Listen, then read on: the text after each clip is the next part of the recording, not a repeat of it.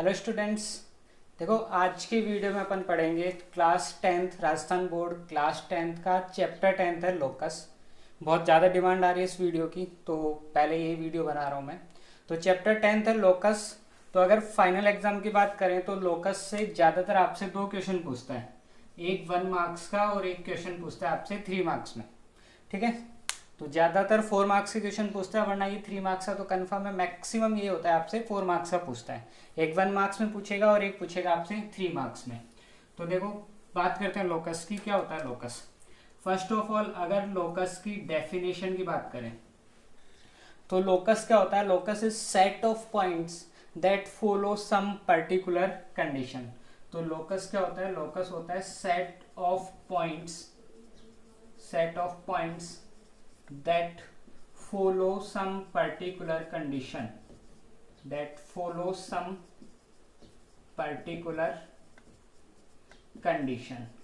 ये होता है लोकस अगर डेफिनेशन की बात करें।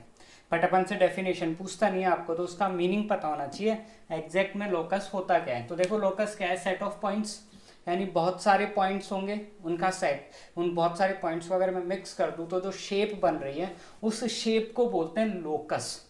That follow some particular condition. अगर अपने सिलेबस की बात करें तो ये जो पर्टिकुलर कंडीशन है, यहाँ पर डिस्टेंस की बात हो रही है।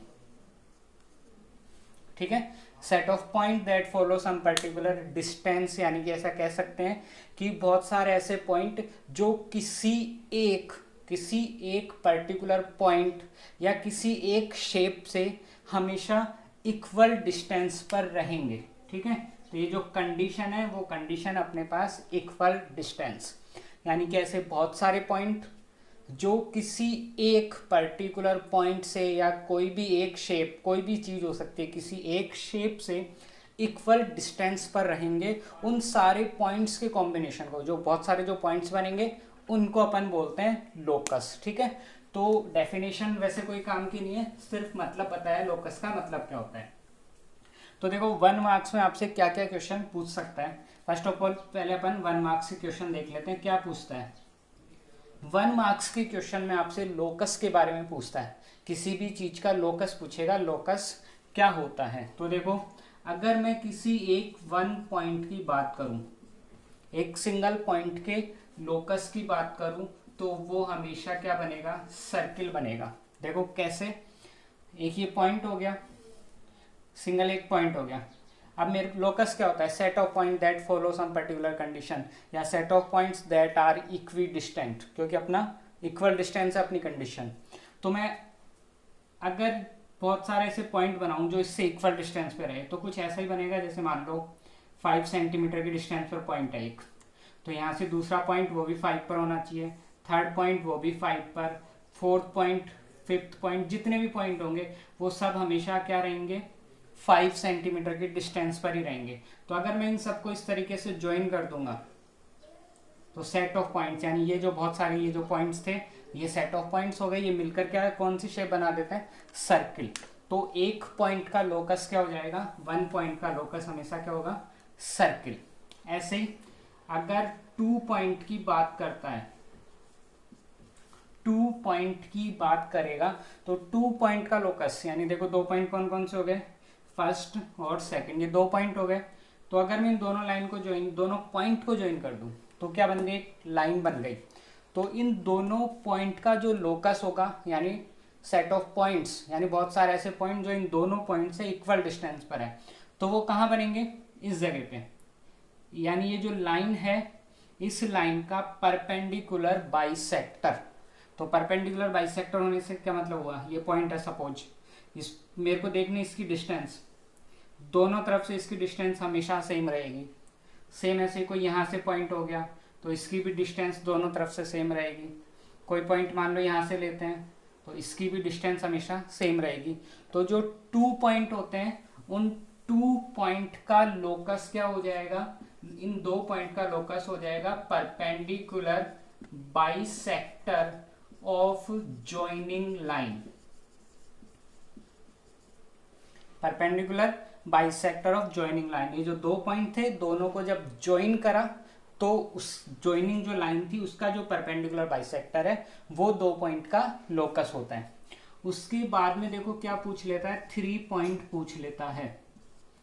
ठीक है, ये थोड़ा सा इंपॉर्टेंट है, पूछेगा तो नहीं बट पता होना चाहिए क्वेश्चन, क्योंकि इससे रिलेटेड दूसरे कहीं और क्वेश्चन बन सकते हैं। तो देखो अगर मैं 3 पॉइंट की बात करूं तो अगर तीनों पॉइंट दो तरीके से बन सकते हैं, या तो कोलिनियर, कोलिनियर मतलब एक स्ट्रेट लाइन पर होंगे, या नॉन कोलिनियर होंगे।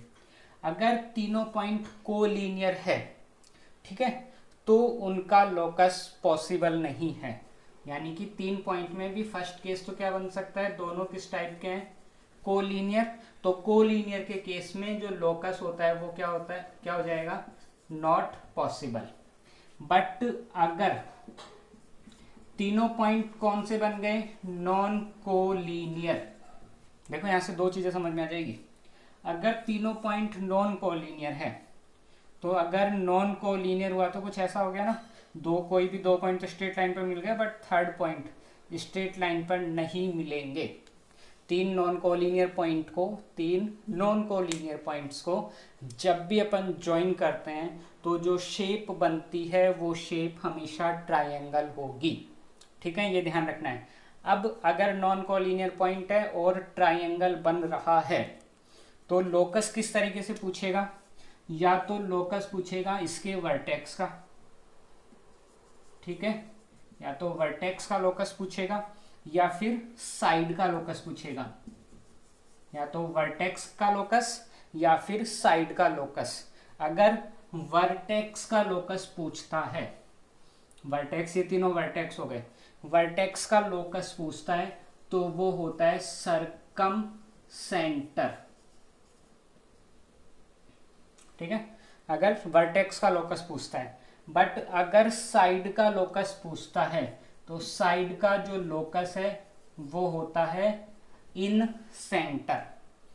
ठीक है, कोलिनियर में पॉसिबल ही नहीं है, बट अगर नॉन कोलिनियर हो गया तो ट्राइंगल बन जाएगा, और अगर ट्राइंगल बन गया तो या तो वो वर्टेक्स का पूछेगा या साइड का पूछेगा। तो ध्यान रखना, हो सकता है एग्जाम में क्वेश्चन ऐसे नहीं पूछे 3 नॉन कोलिनियर पॉइंट, डायरेक्ट पूछ लेगा what is the locus of vertex of A triangle. तो ये हो गया वर्टेक्स ऑफ ए ट्राइंगल। ठीक है, अब देखो इसके अलावा और 2-3 चीजें और पूछ लेता है वही 1 मार्क्स के अंदर।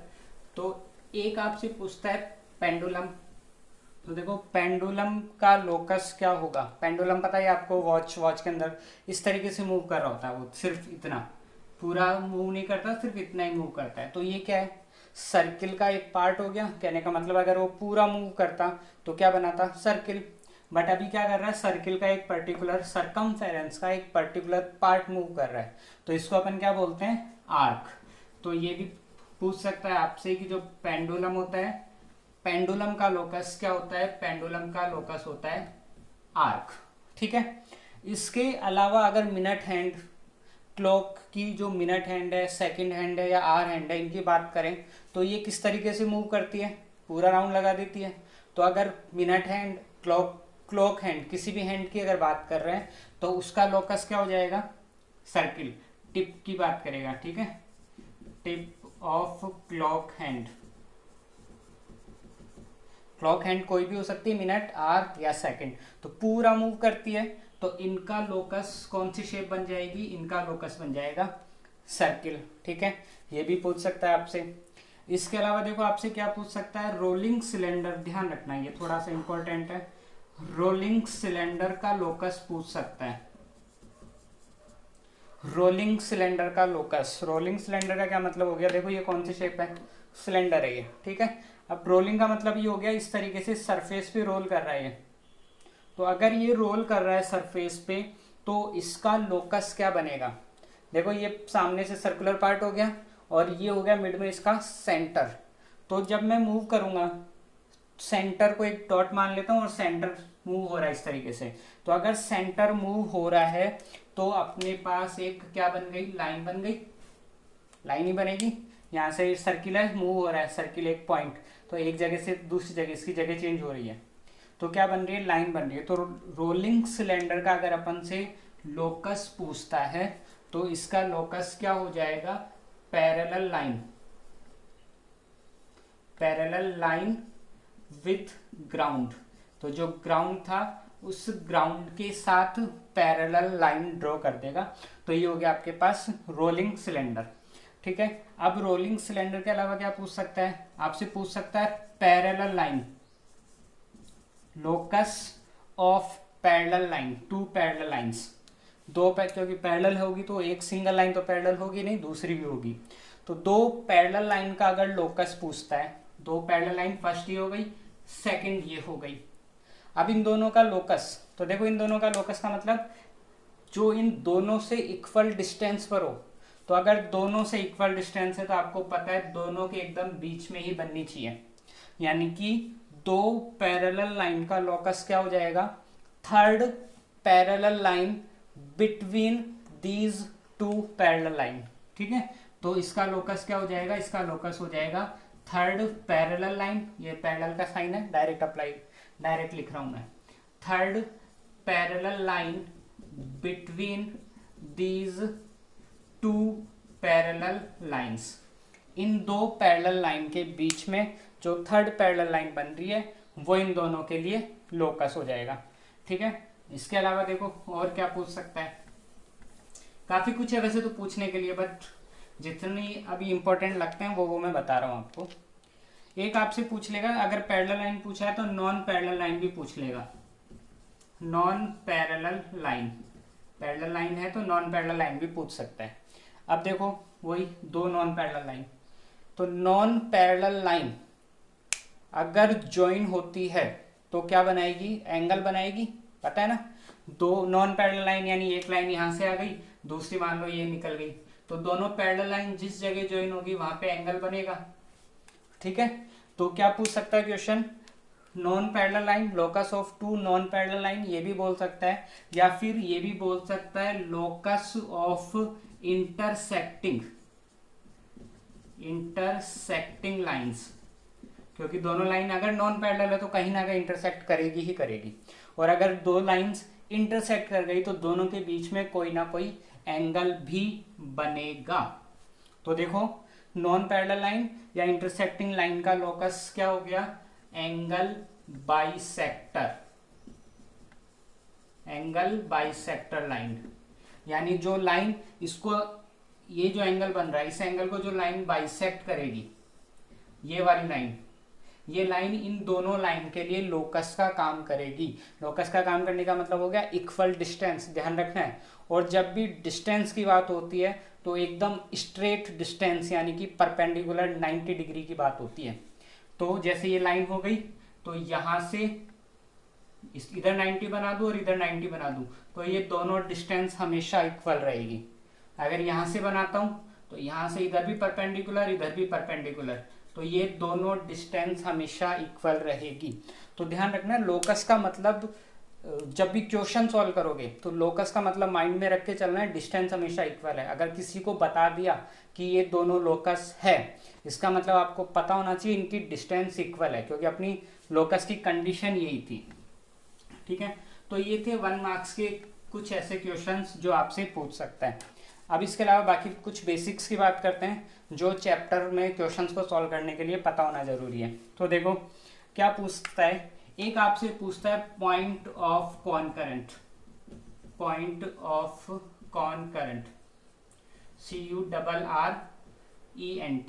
ऑफ कॉनकरेंट। ठीक है, अगर पॉइंट ऑफ कॉनकरेंट की बात करें तो आपको पता है इंटरसेक्शन पॉइंट क्या होता है। इंटरसेक्शन पॉइंट होता है जब भी दो लाइन एक दूसरे को इंटरसेक्ट करती है, तो जिस पॉइंट पर वो दोनों लाइन ज्वाइन हो रही होती है उस पॉइंट को बोलते हैं इंटरसेक्शन, यानी फर्स्ट एंड सेकंड, ये पॉइंट है इंटरसेक्शन। दो लाइन एक दूसरे को जिस पॉइंट पे टच करती है, जिस पॉइंट पर इंटरसेक्ट करती है, उस पॉइंट को बोलते हैं पॉइंट ऑफ इंटरसेक्शन।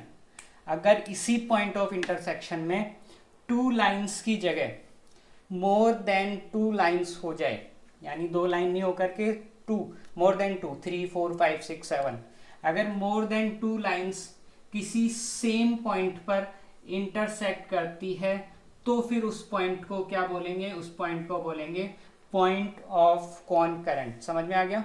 अगर दो ही लाइन इंटरसेक्ट कर रही है तो उसको बोलते हैं इंटरसेक्शन पॉइंट। बट अगर more than two lines are intersecting each other at the same point, same point पर अगर इंटरसेक्ट कर रही है तो उस पॉइंट को क्या बोलते हैं, पॉइंट ऑफ कॉनकरेंट।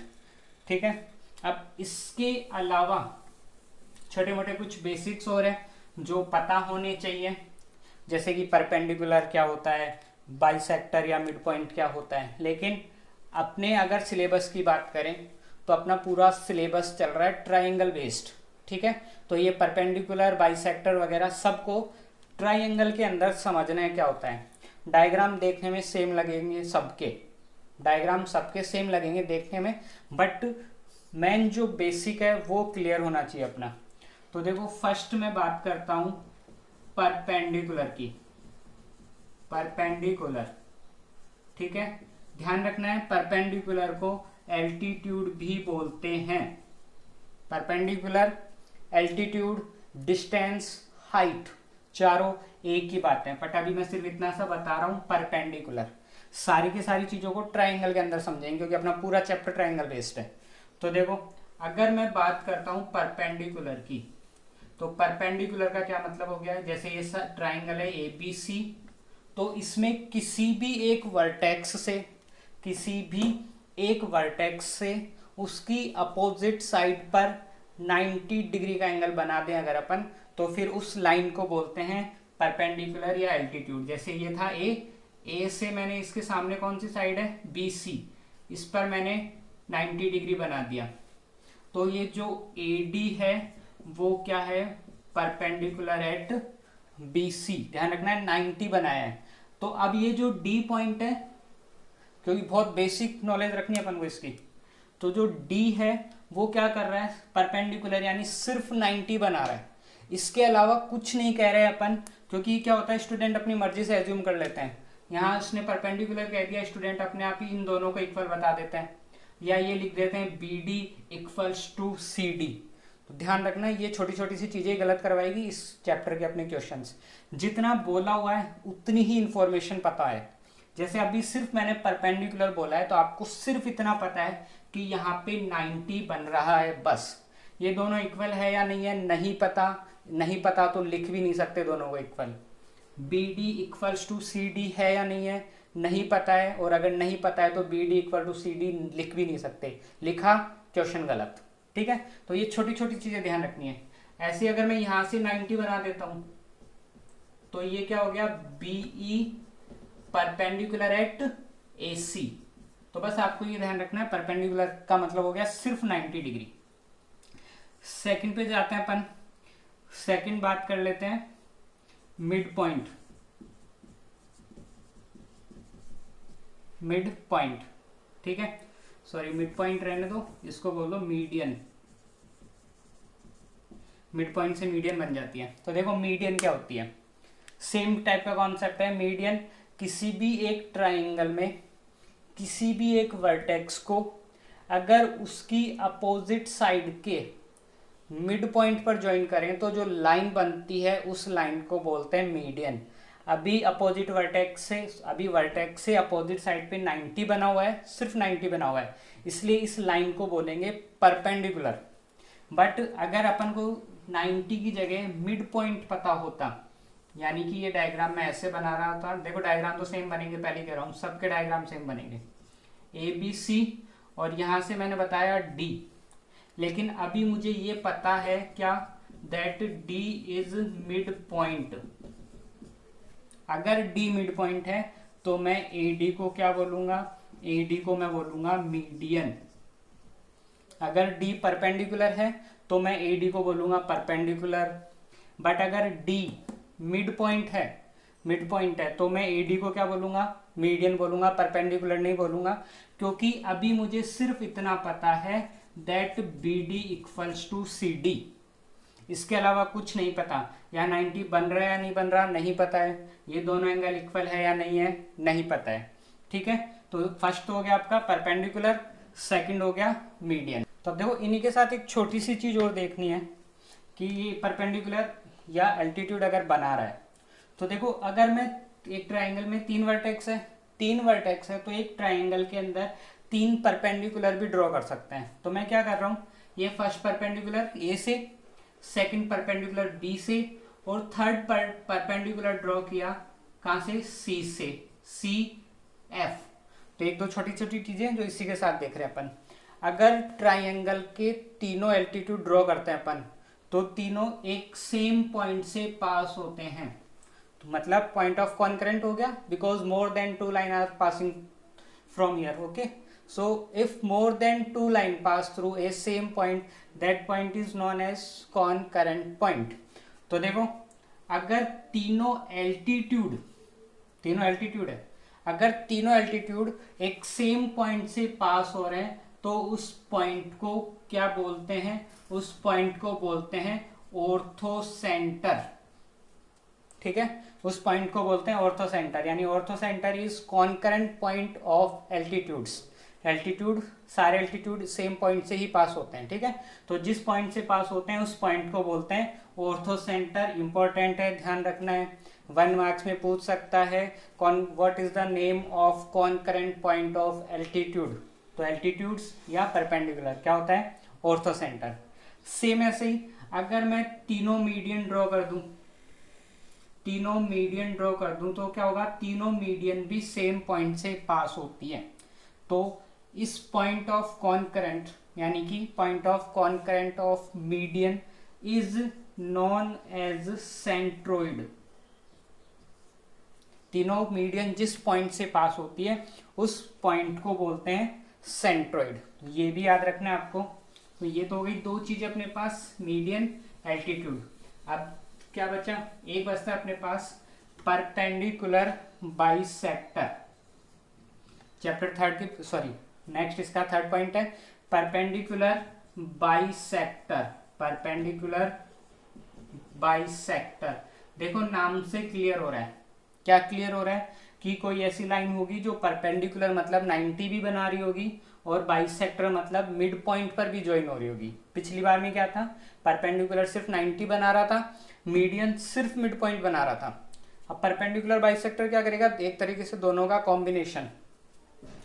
ठीक है, तो परपेंडिकुलर बाइसेक्टर हो गया दोनों का कॉम्बिनेशन। ये हो गया ए, ये हो गया बी, और ये हो गया सी। यानी कि ए से अगर मैं ड्रॉ करता हूं, ये जो डी है वो क्या कर रहा है, 90 भी बना रहा है, और डी के लिए अपन को पता है कि जो डी है वो क्या है, मिड पॉइंट भी है। दोनों चीजें पता है, डी 90 भी बना रहा है और डी मिड पॉइंट भी है।